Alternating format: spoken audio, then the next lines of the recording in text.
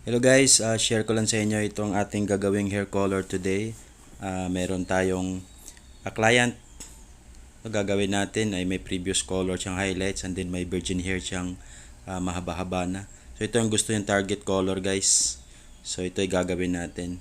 So first of all, consult natin yung hair. Makikita nyo may highlights siyang medyo yellow-orange na. Tapos may virgin hair siyang mga 5 inches.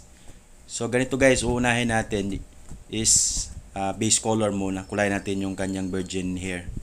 So virgin hair application tayo, half inch away from roots hanggang sa dugtungan. So gamit tayo dito guys, base color natin level 8, 811, beige to at saka ash.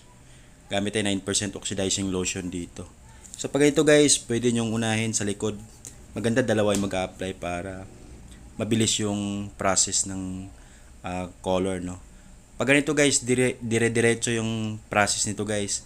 Una natin gagawin, virgin application muna. Ang gagawin kasi dito guys is lalighten muna natin yung pinaka mid area niya. 9% oxidizing lotion gamit natin dyan.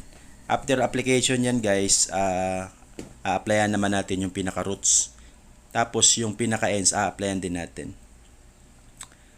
6% sa roots yan guys, same formula. Tapos pagdating naman sa ends, gagamitan natin same formula. Tapos hahaluan natin siya ng pang-cover ng white hair. So importante ito guys. Gahalo tayo dito ng 700 yung pang-cover natin ng white hair. Kasi bleach, yung mga highlights is considered white hair. So para mag tone down lang yung kanyang highlights sa baba. Kasi atin pa tong gagawing Brazilian, no? Brazilian blowout natin pagkatapos. Kaya darken natin yung kanyang highlights previously kasi gagawa natin ng panibagong highlights siya. So yan guys, diretso application ito pagkatapos ng mid area and then 9% nag-roots tayo, 6% equal part to guys, 811 tsaka yung beige natin. Tapos ito yung result guys, yung equal part naman 811 tsaka yung beige tsaka yung 700 pang cover ng white hair. Yan, medyo nag-tone down na yung kanyang previous highlights kasi sobrang light na. Kasi gagawa natin to siya guys ng panibagong highlights. So babad natin yan guys, dire-diretso mga 45 minutes. Tapos wawash na yan pag ganyan. After mawash yan guys, gagawa naman tayo ito. Ito na yung result ng ating base color guys. So nasa level 7 siya. Gagawin natin dito is paprocess natin yung highlights naman.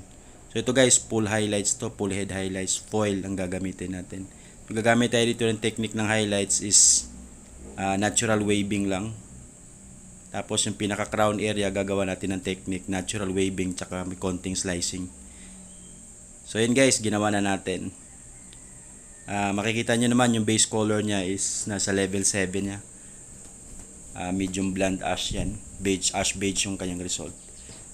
So yan, process natin sa kanyang highlights. So diretso na natin, full head to guys. Sa likod ang una and then sa harap tapos sa top. So pagkatapos yan guys, target natin is ash blonde naman. Check lang natin yan pagkatapos mga 20 minutes. Pag makita nyo ng yellow orange, pwede na yang i-wash. So syempre unahin yung i-check lagi guys yung part ng una nyo nilagyan. So sa ilalim na area.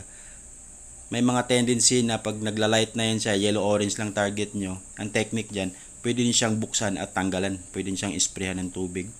Water spray. Hanggat hindi pa na-develop yung pinaka-crown area.